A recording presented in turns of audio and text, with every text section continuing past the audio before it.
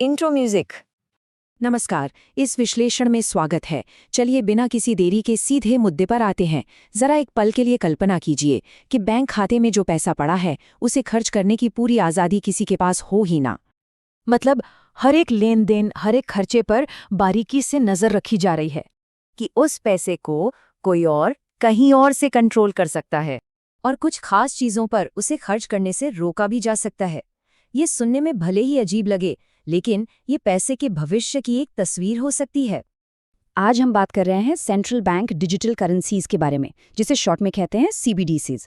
और ये सिर्फ डिजिटल कैश नहीं है, नहीं, ये हमारे पूरे फाइनेंशियल सिस्टम में एक बहुत बड़ा बदलाव लाने की क्षमता रखता है। एक ऐसा बदलाव जो पैसे को इस्तेमाल करने के हमारे तरीके को हमेशा हमेशा के लिए बदल सकता है। तो सवाल उठता है, ये CBDC आखिर है क्या? देखिए, इसे आसान शब्दों में समझते हैं। ये किसी भी देश की जो ऑफिशियल करेंसी होती है उसी का एक डिजिटल रूप है, जैसे मान लीजिए डिजिटल रुपए या डिजिटल डॉलर। लेकिन असली खेल यहाँ है, इसे कोई आम बैंक नहीं बल्कि सीधे देश का सेंट्रल बैंक जारी करता है। इसका मतलब ये हुआ कि आने वाले समय में पैसा एक डिजिटल वॉलेट में हो सकता है, जिसका कनेक्शन सीधा सेंट्रल बैंक से होगा। ठीक है, तो इसकी खासियतें क्या हैं? सबसे पहली और बड़ी बात, कोई बिचौलिया नहीं। सोचिए, एक आम इंसान और सेंट्रल बैंक के बीच कोई कमर्शियल बैंक है ही नहीं। दूसरा, लेन देन एकदम फौरन, पलक झपकते ही हो जाते हैं, कोई इंतजार नहीं। और सबसे जरूरी बात, इसमें हर एक पैसे के सफर को ट्रैक किया जा सकता है, शुरू से लेकर आखिर तक।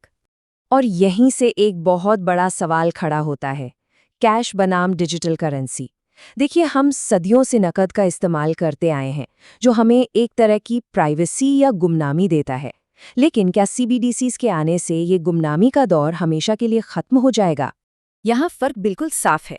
आज हम जो कैश यूज करते हैं वो गुमनाम होता है। किसने किसको पैसे दिए, इसका कोई सीधा डिजिटल रिकॉर्ड नहीं होता। लेकिन CBDC के साथ हर लेन देन, हर एक ट्रांजैक्शन का रिकॉर्ड होगा। क्या खरीदा गया, कब खरीदा गया और कहाँ खरीदा गया, सब कुछ डिजिटल तरीके से ट्रैक हो सकेगा। अब आते हैं इस विषय के सबसे बड़े और शायद सबसे क्रांतिकारी पहलू पर। ये एक ऐसा कॉन्सेप्ट है जो पैसे की पूरी परिभाषा को ही बदल सकता है, और वो है प्रोग्रामेबल मनी की शक्ति। तो इस शब्द का मतलब क्या है, पैसे का प्रोग्रामेबल होना? इसका असल में क्या मतलब है? इसका सीधा सा मतलब है कि पैसे के साथ कुछ नियम और शर्तें जोड़ी जा सकती हैं। ऐसे नियम जो ये तय करेंगे कि उस पैसे को कैसे, कब और कहाँ खर्च किया जा सकता है। चलिए इसको थोड़ा और आसान बनाते हैं।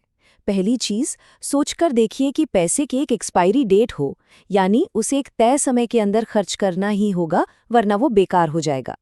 दूसरी चीज, पैसे को सिर्फ कुछ खास चीजों या सेवाओं पर ही खर्च करने के लिए प्रोग्राम किया जा सकता है। और तीसरी, जो बैंक उसे जारी कर रहा है वो कुछ खास तरह की खरीदारी को ऑटोमेटिकली यानी अपने आप ही ब्लॉक कर सकता है। और ये कोई साइंस फिक्शन की बात नहीं है, टेक्नोलॉजी के लिहाज से ये सब कुछ मुमकिन है।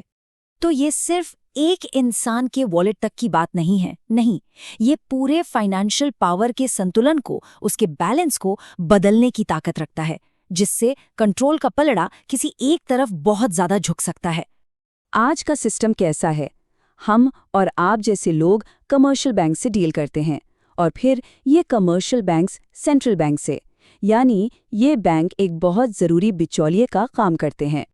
लेकिन CBDC सिस्टम में ये बीच वाली लेयर, ये बिचौलिए पूरी तरह हट जाते हैं। यहाँ एक सीधा कनेक्शन बनता है, एक तरफ लोग और दूसरी तरफ सीधा सेंट्रल बैंक। ये दिखाता है कि कंट्रोल कितना ज्यादा सेंट्रलाइज्ड यानी केंद्रीकृत हो सकता है। और ये बात हमें पैसे के मतलब में एक बहुत ही गहरे बदलाव की ओर ले जाती है। देखिए, अब तक दौलत का मतलब होता था किसी चीज पर मालिकाना हक होना, लेकिन शायद भविष्य में इसका मतलब सिर्फ किसी चीज तक पहुंच यानी एक्सेस और उसे इस्तेमाल करने की इजाजत यानी परमिशन हो। सोचिए, पैसा किसी का होते हुए भी उसे अपनी मर्जी से खर्च करने की पूरी आज़ादी शायद उसके पास ना हो। तो ये सब हमें इस विश्लेषण के सबसे अहम सवाल पर ले आता है, आज़ादी या कंट्रोल। चलिए अब इसके फायदे और नुकसान दोनों पर एक नज़र डालते हैं ताकि पूरी तस्वीर साफ हो सके। एक तरफ इसके फायदे बहुत आकर्षक लगते हैं, पेमेंट बहुत तेज और असरदार हो सकते हैं, जिससे इंटरनेशनल बिजनेस भी आसान हो जाएगा। ये उन करोड़ों लोगों को फाइनेंशियल सिस्टम से जोड़ सकता है जिनके पास आज बैंक खाते तक नहीं है। और हाँ, धोखाधड़ी में भी भारी कमी आ सकती है। लेकिन सिक्के का दूसरा पहलू भी है, और वो है जोखिम, जो उतने ही बड़े हैं। जैसे फाइनेंशियल प्राइवेसी का लगभग खत्म हो जाना, बड़े पैमाने पर निगरानी की संभावना, मतलब सोचिए हर खरीदारी पर नजर रखी जा रही है, और सरकार का कंट्रोल बहुत ज्यादा बढ़ जाना। तो असली मुद्दा ये है, CBDCs निश्चित रूप से पैसे का भविष्य हो सकते हैं, इसमें कोई शक नहीं। लेकिन ये हमें एक बहुत बड़े और ज़रूरी सवाल के साथ छोड़ जाते हैं। जब ये टेक्नोलॉजी पूरी तरह से लागू होगी, तो पैसे का ये नया भविष्य आज़ादी का होगा या फिर कंट्रोल का? इस सवाल का जवाब ही हमारी आने वाली पीढ़ियों की फाइनेंशियल लाइफ को तय करेगा।